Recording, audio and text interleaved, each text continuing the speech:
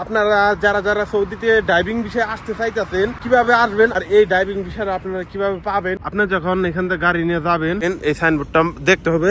Parking করা একদম নিষেধ। গাড়ি আসে আবার ওই দিক থেকে এরকম ভিতরে আপনি গাড়িটা পার্কিং এরকম বাইরে পার্কিং করেন ভাই, আপনার কিন্তু অনেক বড় একটা আইসা কিন্তু আপনি ড্রাইভিং লাইসেন্স বানাতে পারবেন পরে যদি আপনি গাড়ি চালাতে পারেন। আসসালামু আলাইকুম গাইস, কি অবস্থা সবার? আশা করি সবাই ভালো আছেন।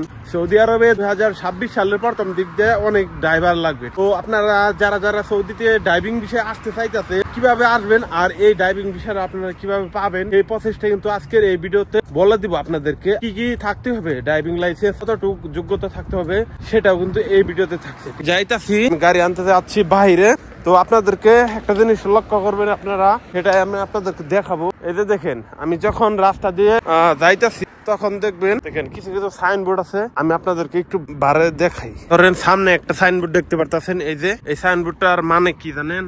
এই মানেটা আপনার বুঝতে হবে। এই যে দেখেন সাইনবোর্ড, তো এই সাইনবোর্ডের মানে হইতাছে আপনি যখন এখান থেকে গাড়ি নিয়ে যাবেন এই সাইনবোর্ডটা দেখতে হবে, মানে এখানে পার্কিং করা একদম নিষেধ। কারণ এই যে এদিক থেকে গাড়ি আসে আবার ওই দিক থেকে গাড়ি আসে, তো এখানে যদি পার্কিং করেন অনেক বড় একটা দুর্ঘটনা হবে। তার জন্য এখানে পার্কিং করা একবারেই নিষেধ, ঠিক আছে?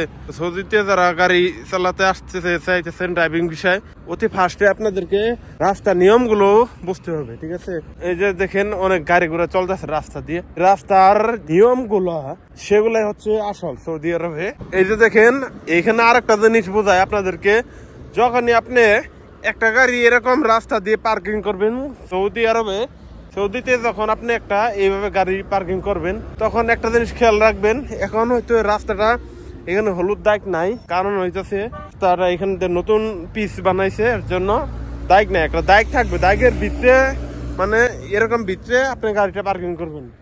যদি এরকম বাইরে পার্কিং করেন ভাই, আপনার কিন্তু অনেক বড় একটা ভুল হবে।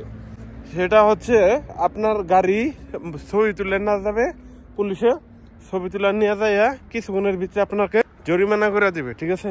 তো আপনাদেরকে ভিডিওতে এগুলো আপনাদেরকে বলতাছি, তো এই জিনিসগুলো আপনাদেরকে মানতে হবে। যদি না মানেন ভাই, আপনাদের অনেক বড় একটা ভুল হবে সৌদিতে গাড়ি চালানোর সময়। তো সবসময় সাইনবোর্ডগুলো আর নিয়মগুলো মাইনা চলবেন সৌদি আরবের।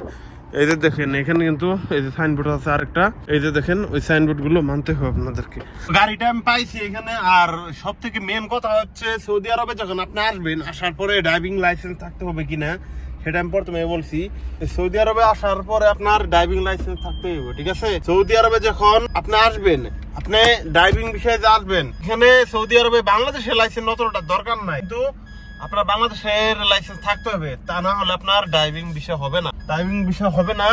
আপনার যদি বাংলাদেশে ড্রাইভিং লাইসেন্স বানান তাহলে কিন্তু আপনার বাংলাদেশ থেকে ড্রাইভিং বিষয় হবে।